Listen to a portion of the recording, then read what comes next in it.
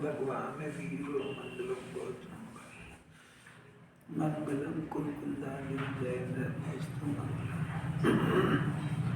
सर्वमंगलम मांगल्यम सर्वकल्याणकारकम प्रधानम सर्वधर्माणां जयतु शासनम नमः समय साराय स्वामिभूत्या चकास्ते चित समवाय भावाय सर्वभावान प्रपंचने।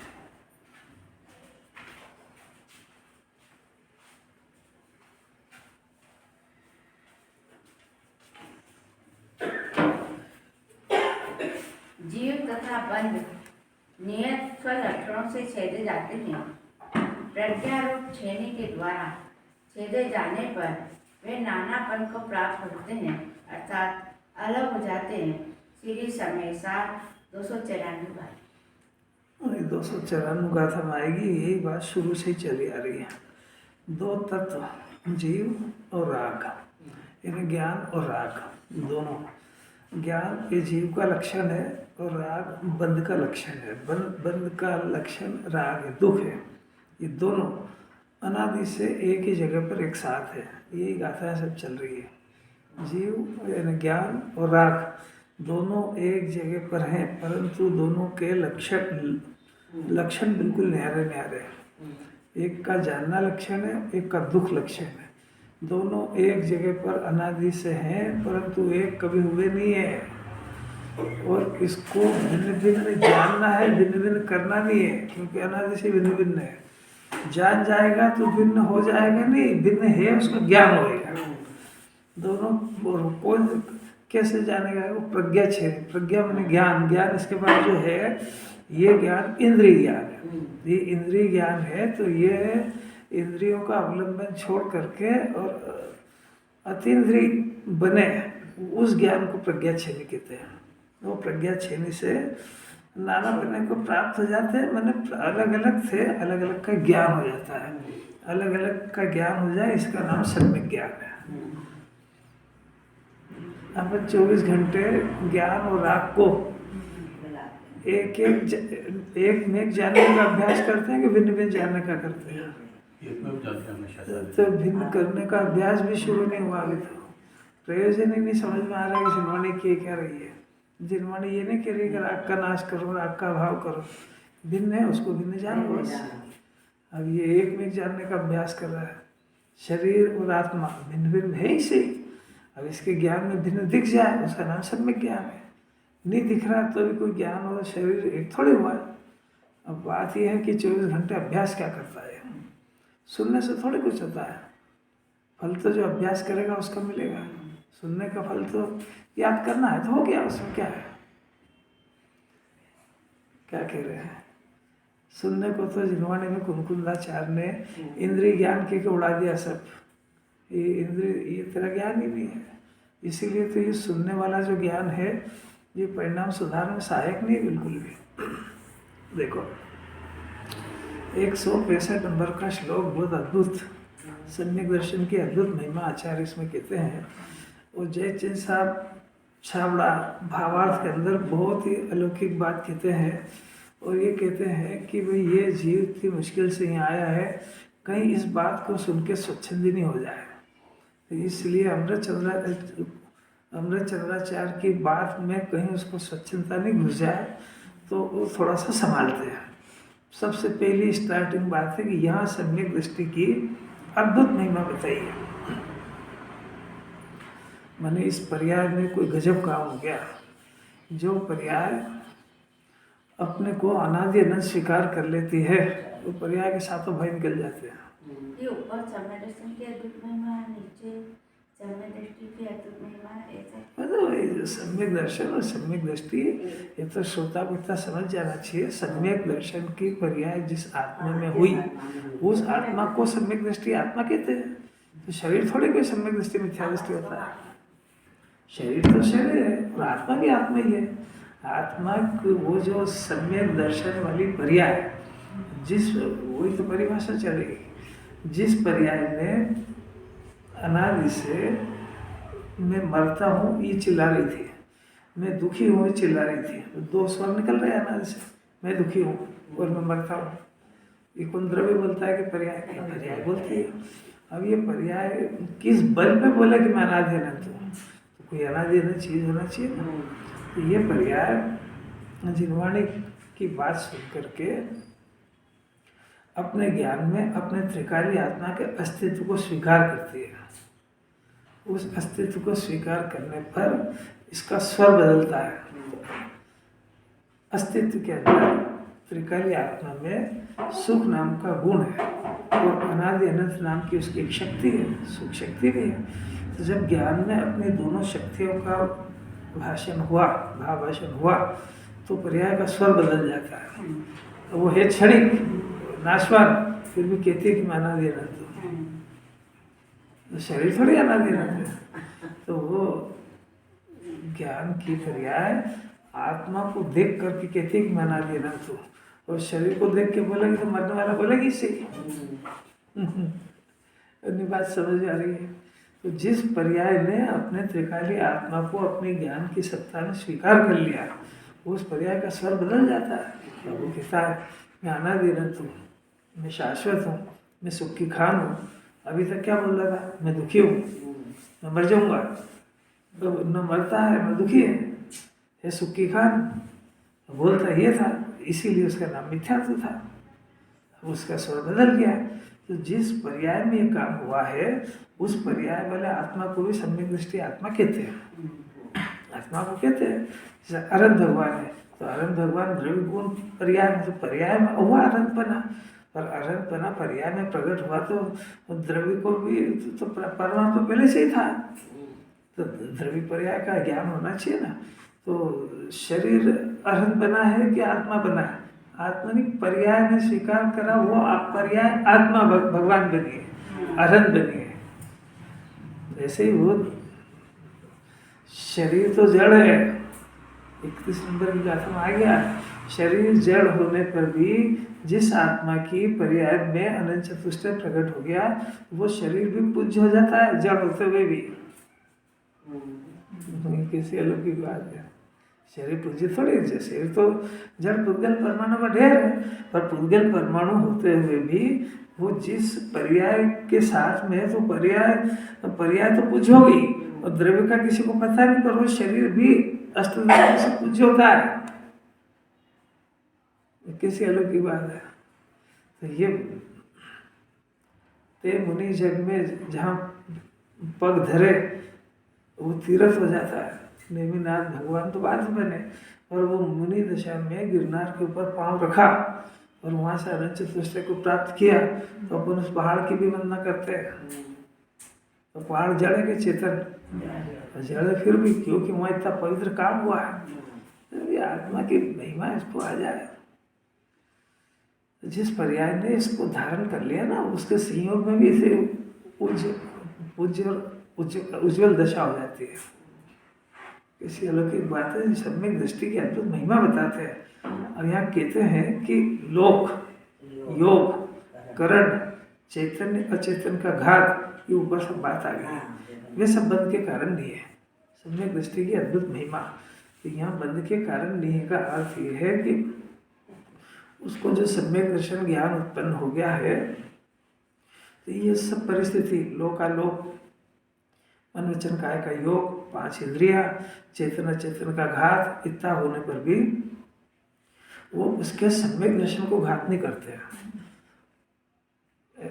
मिथ्या दर्शन नहीं होने देते वो। मिथ्या दर्शन करा दे ऐसी उनमें ताकत नहीं है। वो सम्यक दर्शन का घात नहीं करते, बस इतना ही अर्थ है उसका। फिर भी चारित्र का जितना राग उतना तो बंधन है, फिर भी वो बंध के कारण नहीं है। अब वो खुद ही समझा रहे हैं, अपन देखो तो सही, वो खुद कह रहे हैं। इसका अर्थ ये नहीं है क्या कि परजीव की हिंसा से बंद नहीं होना नहीं कहा, इसलिए स्वच्छंद होकर हिंसा करनी। ये तो इसमें लिखा है क्या? तो कोई मतलब है ही नहीं। तो फिर तो अपन कितना भी पानी ढोलो, छना पियो क्या छना, कितनी भी जीव की हिंसा हो, तेरे तो बंधन होएगा। नहीं बात आ रही समझ में? ये स्वच्छंदता जल्दी ढूंढना चाहता हो कि पूजा पाठ में धर्म नहीं है। मैं यही तो सुनना चाह रहा था। अपनी सुविधा के कौन हिसाब कौन से। सुबह 6 बजे उठ के जाए मंदिर और इसी ठंड में पूजा पाठ करे। अपने को तो ऐसे ही चाहिए था। वो जितने पूजा पाठ करने वाले हैं उनको मूर्ख और अज्ञानी और देखने लग गया। तो तू बड़ा काम कर रहा है घर पे। वो तो वितराग भाव की अपेक्षा से कहा था कि उसमें धर्म नहीं है, मैंने वो धर्म का कारण भी नहीं है, मैंने वो शुभ भाव है। वो उसको छोड़ करके वितराग भाव करने की प्रेरणा है। वो करते हुए छोड़ करके अशुभ करने का तूने दिया अर्थ निकाला उसमें। तो जीव नहीं मरते हैं तो वहाँ पे ये सावधान किया था कि उसका हृदय इतना पवित्र हो गया है कि अपने कारण से किसी जीव की हिंसा नहीं हो, और हिंसा को मारने का, किसी जीव को मारने का अभिप्राय बदल चुका है। ऐसे जीव के साथ में उसके वर्तन होने पर कोई हिंसा हो जाए तो बंधन नहीं होता, ये कहा था उसमें। ये थोड़ी कहा था कि उसके मरते हो तो भी बंधन नहीं हो। अरे मरते हो तो बंधन तो मारने की तरह अभिप्राय हो गया। तेरा अभिप्राय में बचाने का अभिप्राय है का? ये तो उस जीव की बात चल रही है कि वो अपने उसका अभिप्राय बदल गया कि मेरे कारण एक भी जीव की हिंसा नहीं हो। ऐसे अभिप्राय वाला जीव जब वो वर्तन करता है तो उसका अभिप्राय सुधर जाने से उसको अभिप्राय संबंधी पाप नहीं होता है। ये लिखा था उसमें।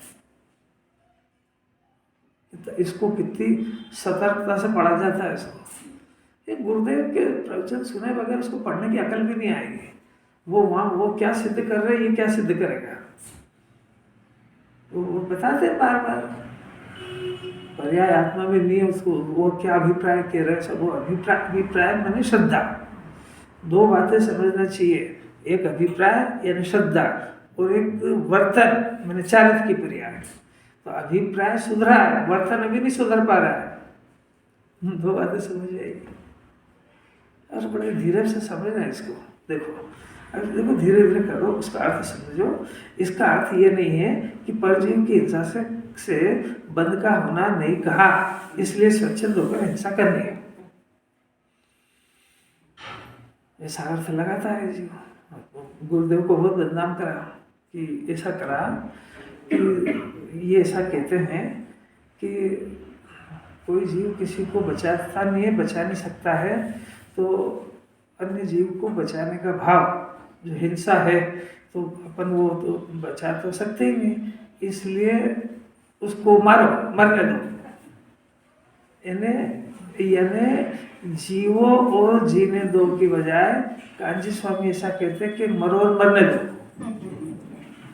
बात समझ आ रही क्या? वो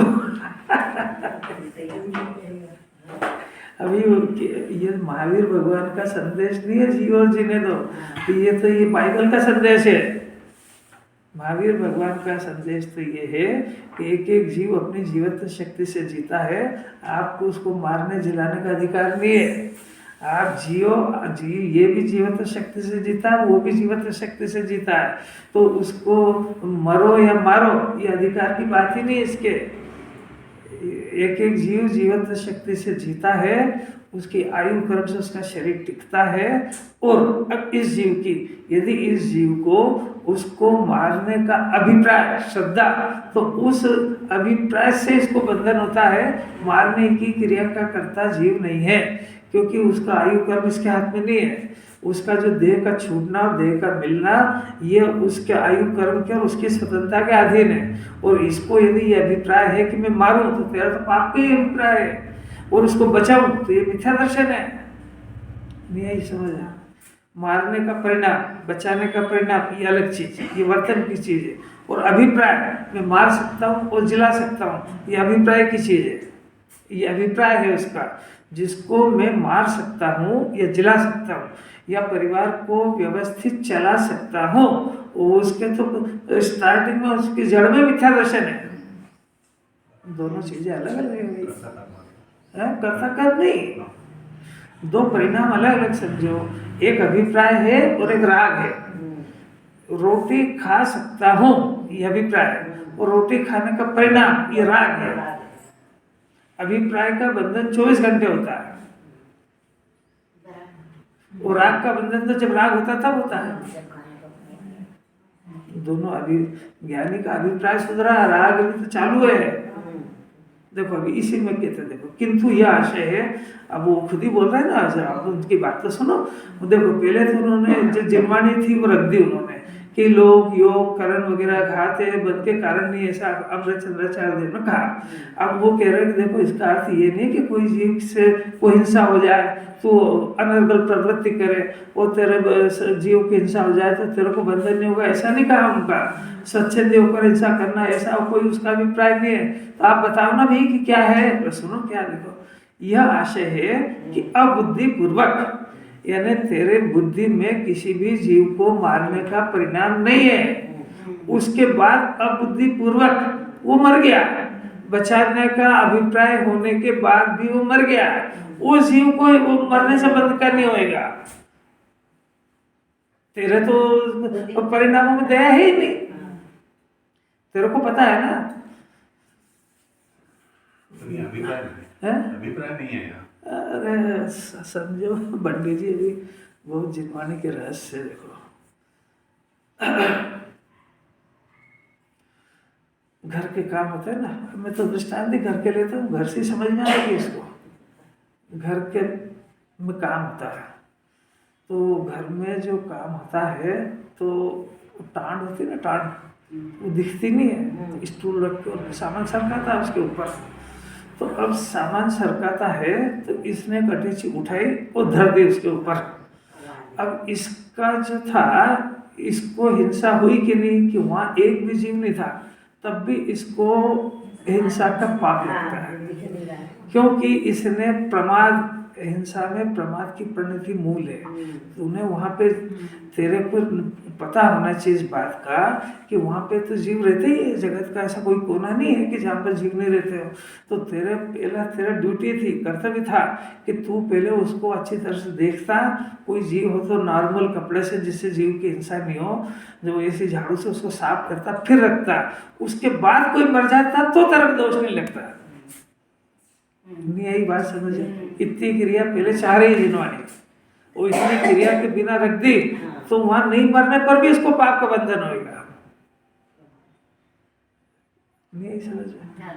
और सुनो, बहुत सारी सुनो, बहुत सारी सुनो। घर के अंदर हिंसा का नृत्य होता है पूरा, झाड़ू पोछा बर्तन सब जगह महा हिंसा होती है ना। ये हिंसा होती है। इस हिंसा का जिनवाणी में हिंसा के 4 भेद है, 3-4 कौन कौन से। एक आरंपरिग्रह हिंसा, और आरंभी, उद्योगी, विरोधी और संकल्प। बात समझ आ रही। तो ये जो वहां पे अपने घर गृहस्थी के काम में जो हिंसा हुई वो उद्योगी हिंसा, आरंभी हिंसा में आई। और जिसको ये बात पता नहीं है वो तो हिंसा का व्यापार ही कर रहा है, उसको तो संकल्प हिंसा हो गई।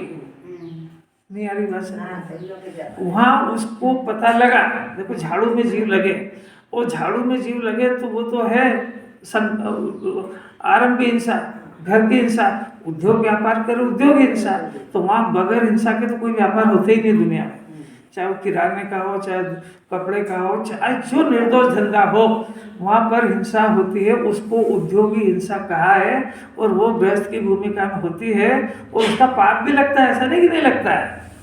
परंतु उद्योगी हिंसा के अलावा वहाँ पर जीव हैं और उसके बाद ये उनको बगैर देखे मारना है तो संकल्प हिंसा है।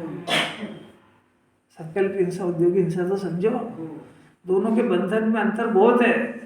संकल्प हिंसा का पाप अनंत गुना है।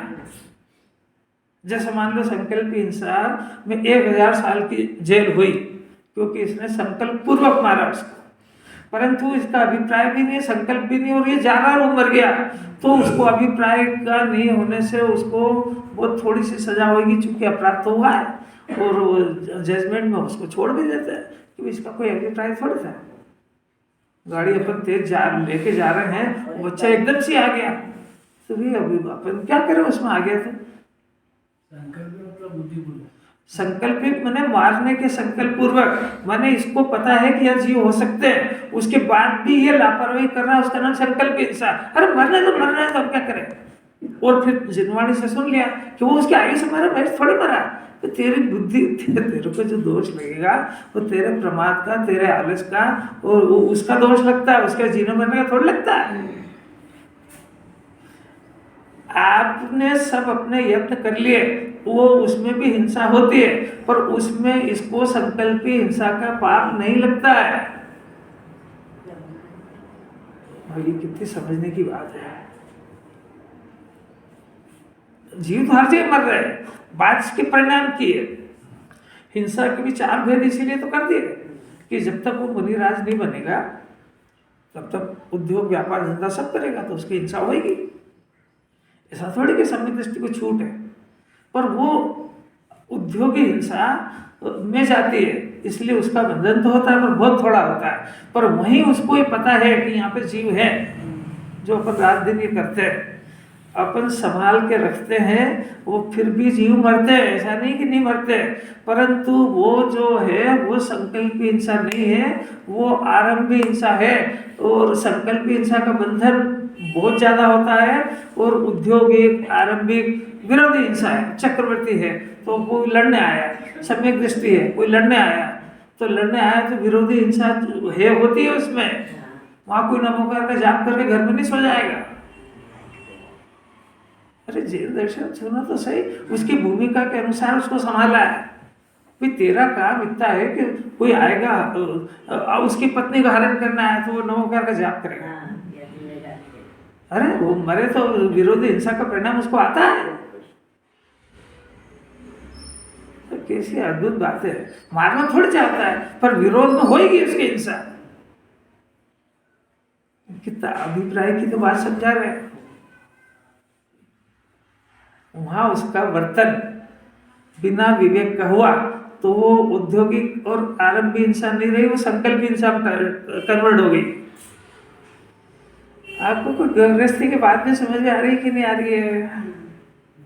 कोई अपने को मारने आया, हाँ तो विरोधी हिंसा हो सकती है उसको, वो मुनिराज हो जाएगा ना तब उसको ये विरोधी हिंसा नहीं होगी।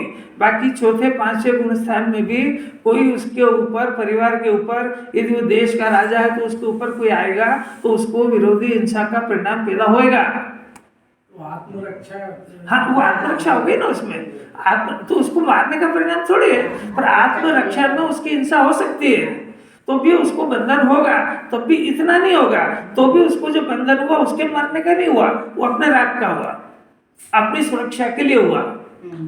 यही तो समझा रहे हैं भाई, रोटी खाने का परिणाम और जितने भी परिणाम है, इसमें किसी भी जेनी का उसको वहां पर जीव मरे ऐसा अभिप्राय नहीं होने पर भी हिंसा होती है। और जिसको ये पता लग जाए कि वहां पे सब इतनी हिंसा होगी, उसके बाद भी वो उसमें वो बुद्धिपूर्वक प्रयत्न नहीं कर रहा है तो वो हिंसा संकल्प हिंसा बदल गई। पर कुछ बात समझ ही नहीं आ रही क्या?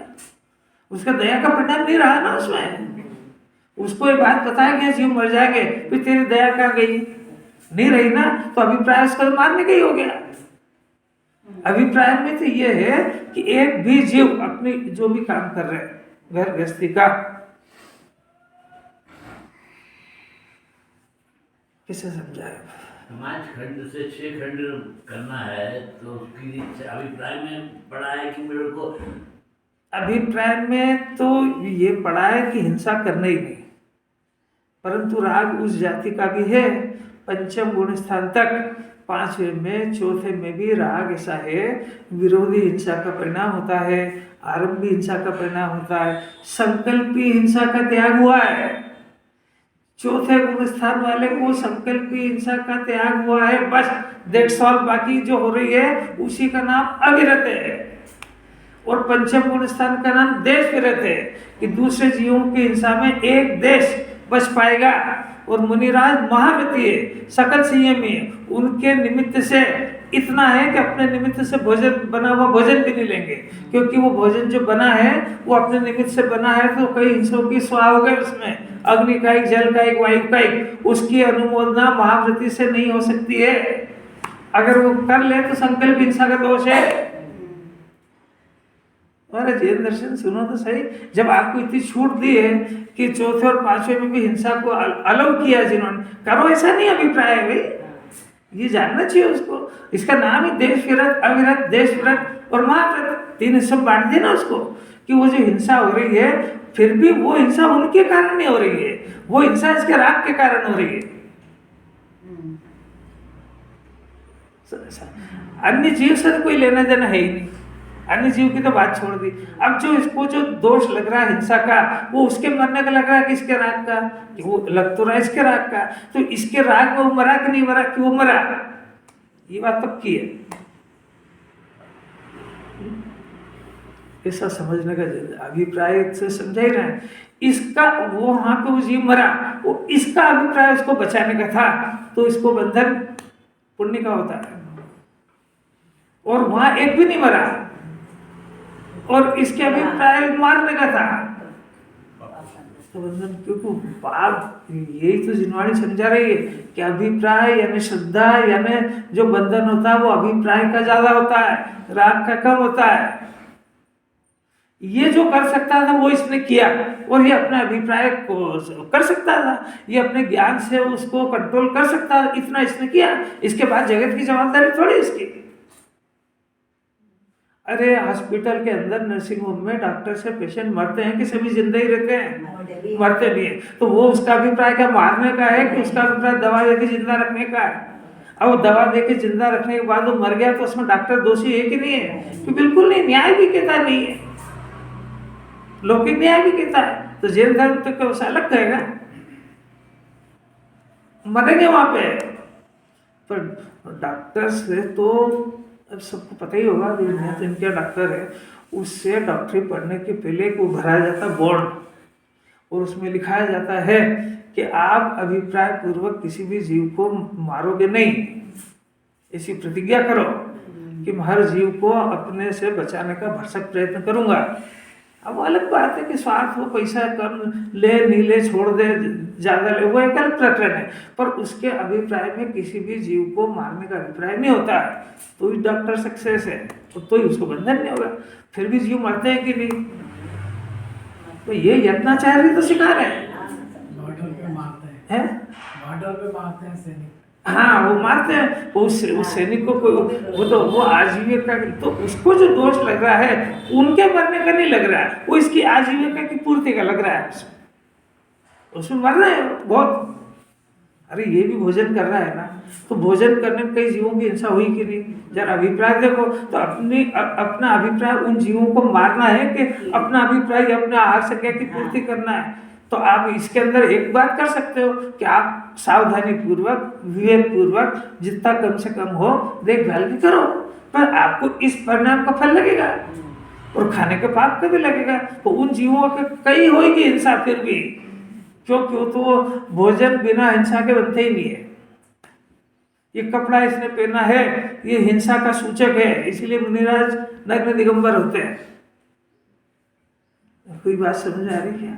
क्योंकि पहना है आज, तो इस पे मेल लगेगा और ये धुलेगा तो इसमें सर्प लगेगा तो अनंत जीव स्वाहा होंगे, तड़प के मरेंगे।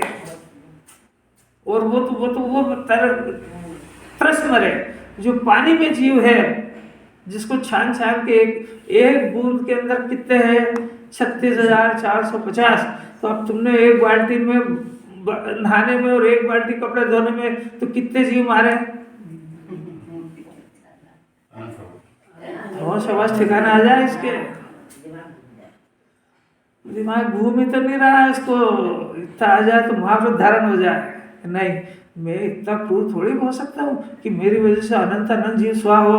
तो किस लिए हो रहा है? कि मेरी संज्ञाओं की वजह से हो रहा है। तो अपनी संज्ञा से निपटते हैं, और अपनी संज्ञा से निपटने का एक ही इलाज है, और वो है शुद्धोपयोग।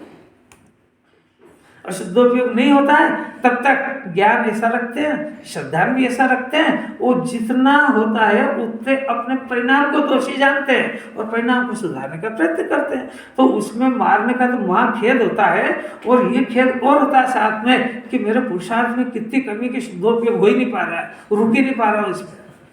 इसका नाम ज्ञानी है। जरा अंतरंग तो देखो एक बार, अंतरंग सुनो तो सही। चलो फिर देखेंगे आपको।